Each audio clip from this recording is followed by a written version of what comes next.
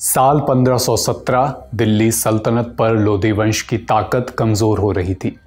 माजरा ये था कि अलग अलग इलाकों के जागीरदार मजबूत हो रहे थे। कई तो ऐसे थे जो लगभग स्वतंत्र शासकों की तरह पेश आने लगे थे। कुल मिलाकर दिल्ली के सुल्तान के प्रति इनकी वफादारी कम हो रही थी। तख्त पर काबिज थे इब्राहिम लोदी और सुल्तान के आदेशानुसार गवर्नरों को मिलने वाली छूट पर लगाम लगाने का काम भी शुरू कर दिया गया था। हालांकि लोदी का काम करने का तरीका अपने पिता सिकंदर लोदी से काफ़ी अलग था। जहां सिकंदर ने सत्ता और सरदारों के बीच बैलेंस बनाए रखा, वहीं इब्राहिम ने ज़मीन पर लगने वाले टैक्स पर पूरा नियंत्रण हासिल करने की कोशिश की। जो बीच में आता हटा दिया जाता। इसमें कई अफगान सरदार भी शामिल थे। इन्हीं में एक था दौलत खान लोदी, रिश्ते में इब्राहिम लोदी का चचा जान। पंजाब की जागीरदारी इसी के हाथ में थी। इसी तरह आलम खान लोदी, जो इब्राहिम लोदी का एक और चाचा था, खुद को दरकिनार महसूस कर रहा था। बताया जाता है कि आगे इसी कलह ने बाबर को सिंधु नदी पार करने का मौका दिया। इसी के ज़रिए उसे सिंधु नदी पार करने का न्योता मिला। इस बात में कितनी सच्चाई है और क्यों इन सब बातों के बीच राणा सांगा का नाम आता है, जानेंगे आज के एपिसोड में। नमस्कार, मैं अभिषेक। आज की तारीख में बात बाबर को हिंदुस्तान में न्योता देने की कहानी पर। Brought to you by Punjab National Bank and New India Assurance.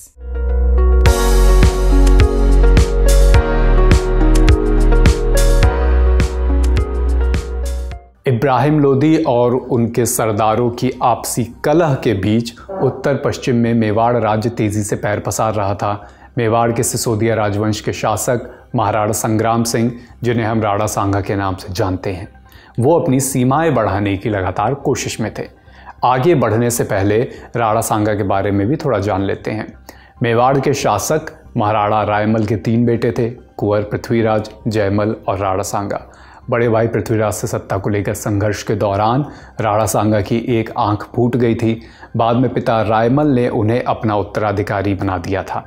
Rana सांगा के बारे में कहा जाता है कि उन्होंने तमाम लड़ाइयाँ लड़ी, कई युद्ध लड़े, शरीर पर 80 घाव थे, फिर भी डटे रहे। राणा अपने राज्य का विस्तार चाहते थे। उस समय मालवा की हालत कुछ खास नहीं थी। 1519 में राणा सांगा ने गागरोन की लड़ाई में मालवा के महमूद खिलजी द्वितीय को हराकर बंदी बना लिया। मालवा का सबसे मजबूत किला गागरोन अब राजस्थान के झालवाड़ ज़िले में पड़ता है।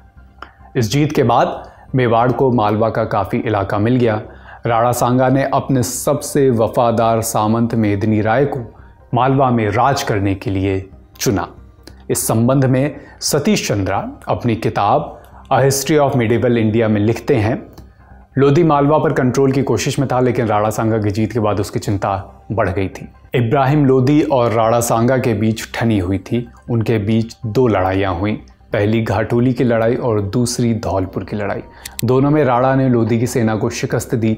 इसी धौलपुर की लड़ाई में तलवार के वार से उन्हें एक हाथ खोना पड़ा, पैर में भी एक तीर लगा, जिससे वे घायल हो गए थे। लेकिन जीत राणा सांगा की हुई। ऑनलाइन धोखाधड़ी से बचना अब आसान। अपनाइए न्यू इंडिया की my cyber policy. New India assurance Bharat की प्रमुख मल्टीनेशनल जनरल इंश्योरेंस कंपनी, अब व्हाट्सएप पर भी उपलब्ध। इस दौर में साल 1519 में एक और आक्रमणकारी हिंदुस्तान में घुसपैठ की तलाश कर रहा था। नाम जियाउद्दीन मोहम्मद बाबर। तैमूर और चंगेज़ खान दोनों का खून उसकी रगों में दौड़ता था। खुद बाबर ने अपनी ऑटोबायोग्राफी में इस बात को बड़े फख्र के साथ बताया है। दरअसल बाबर के पिता तैमूर लंग के वंशज थे और माँ चंगेज की वंशावली से थीं।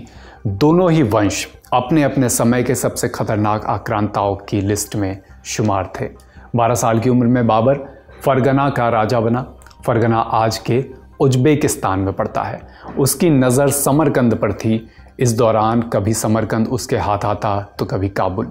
हार जीत की लड़ाई चल ही रही थी कि उसने 1519 में पंजाब के भेरा पर हमला कर कब्जा किया। अब ये पाकिस्तान में आता है ये हिस्सा। सतीश चंद्रा की जिस किताब का हमने अभी जिक्र करा, उसमें वो बताते हैं कि बाबर ने लिखा था, काबुल पर कब्जा करने से लेकर पानीपत की जीत तक मैंने हिंदुस्तान को जीतने के विचार को कभी नहीं छोड़ा, लेकिन इसके लिए कभी सही मौका नहीं मिला। जाहिर है कि मध्य एशिया से आए कई आक्रमणकारियों की तरह बाबर भी उस दौर में दुनिया के सबसे वैभवशाली देश के धन धान्य को देख खींचा चला आया था। इस बीच 1520-1521 में बाबर ने एक बार फिर सिंधु नदी को पार किया और सियालकोट पर कब्जा कर लिया। तभी कांधार से बगावत की खबर आई और उसे उल्टे पांव वापस लौटना पड़ा। अब तक बाबर सिंधु नदी के आसपास लूटपाट करके वापस जा रहा था, लेकिन इसके बाद खुद हिंदुस्तान से एक प्रतिनिधिमंडल बाबर के पास गया। कौन थे ये लोग? इनका जिक्र इतिहासकार सतीश चंद्र की किताब में मिलता है। वो लिखते हैं 1520-21 में पंजाब के सूबेदार दौलत खान लोधी ने अपने खास लोगों को बाबर से मिलने के लिए भेजा था। जैसा कि हमने आपको शुरुआत में बताया कि ये इब्राहिम लोधी के चचा जान थे और दोनों की खास बनती नहीं थी। दौलत खान के लोगों ने बाबर को भारत आने का न्योता दिया, साथ ही सुझाया कि वो किसी भी तरह इब्राहिम लोधी को सत्ता से हटाए। सतीश चंद्र अपनी किताब में ये भी लिखते हैं, लगता है कि इसी समय राणा सांगा का एक संदेशवाहक भी बाबर को भारत पर आक्रमण का निमंत्रण देने पहुंचा था। यहाँ ये बात स्पष्ट कर दें कि सतीश चंद्र ने संभवतः शब्द का इस्तेमाल किया है, यानी कि संदेह कर रहे हैं, पुष्ट नहीं कर रहे हैं। हालांकि इस बात का जिक्र बाबरनामा में भी है। बाबरनामा के मुताबिक राणा सांगा ने अपने एक प्लान के साथ बाबर के पास एक दूत भेजा था। प्लान ये था कि बाबर दिल्ली के करीब आ जाएं और इस तरीके से राणा आगरा की ओर बढ़ जाएंगे। इतना ही नहीं, बाबरनामा में ये भी लिखा है कि बाद में राणा सांगा अपनी बात पर नहीं टिके थे, उन्होंने अपना वादा नहीं निभाया था। ये सारी बातें बाबरनामा में हैं और इतिहासकार की जिस किताब का हमने जिक्र करा उसमें भी, जैसा कि हमने बताया, उन्होंने संभवतः शब्द का इस्तेमाल किया है। यहाँ पर यह भी साफ कर दें कि इस वाक़ये का जिक्र बाबरनामा के अलावा किसी दूसरे टेक्स्ट में नहीं मिलता है। इतिहासकारों में मतभेद मिल ही जाता है। कई इतिहासकार इस बात को सरासर गलत ठहराते हैं। बहरहाल हम कहानी पर लौटते हैं।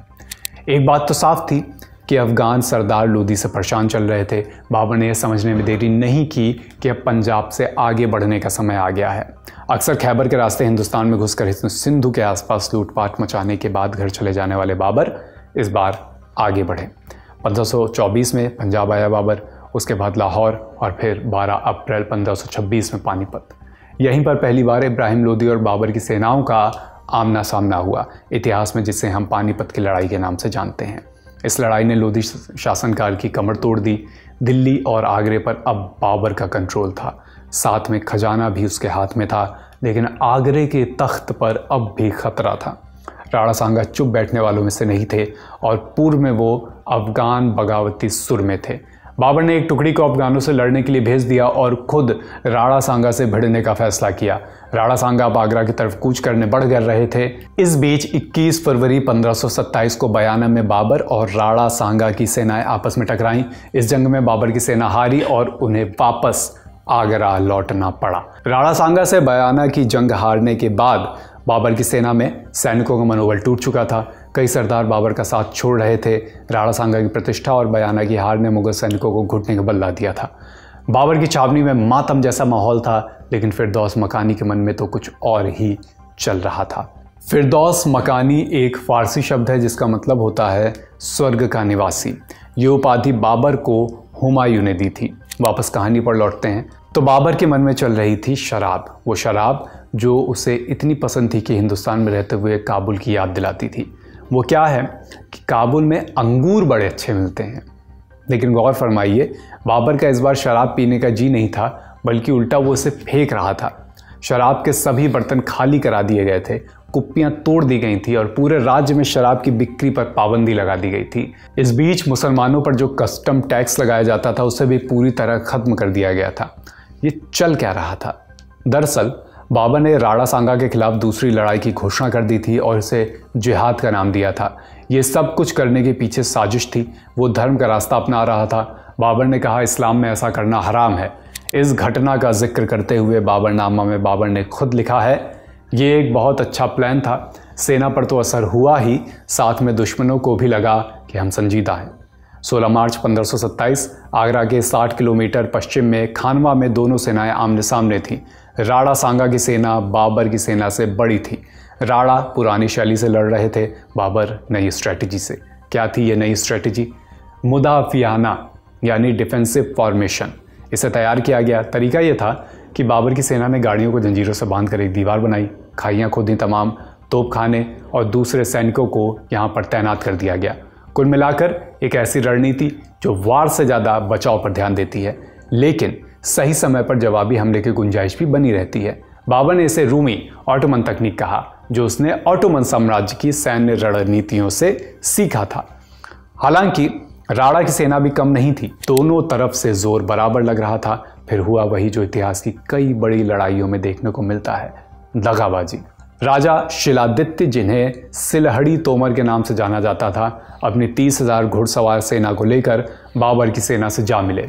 अब राणा हैरान, बीच लड़ाई में पूरी योजना बदलनी पड़ी। इसी हेरफेर में एक गोली आकर राणा को लगी और वो बेहोश होकर गिर गए।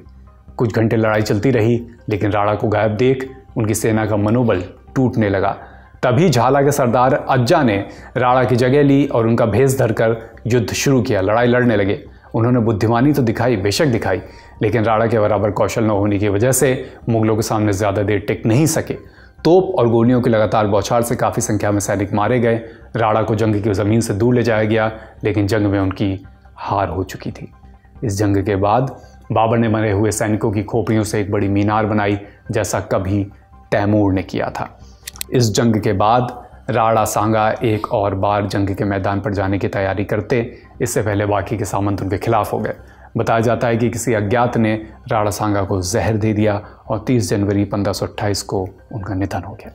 असल में तो मुगल साम्राज्य की नींव पानीपत की पहली लड़ाई में इब्राहिम लोदी को हराने के साथ ही रखी जा चुकी थी, लेकिन खानवा की लड़ाई और राणा सांगा की मृत्यु ने इस नींव को और मजबूत करने का काम किया, क्योंकि इससे उत्तरी भारत में बाबर का सबसे बड़ा राजपूत प्रतिद्वंदी अब नहीं रहा।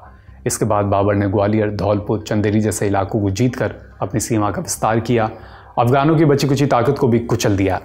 मुगलों और राजपूतों में आगे और भी तमाम लड़ाइयाँ हुई, जिनकी कहानी कभी और। इस अंक में इतना ही। तारीख का ये एपिसोड लिखा है प्रगति ने। फिर आपसे मुलाकात होगी। अपना ख्याल रखिए। लल्लन टॉप देखते रहिए। शुक्रिया।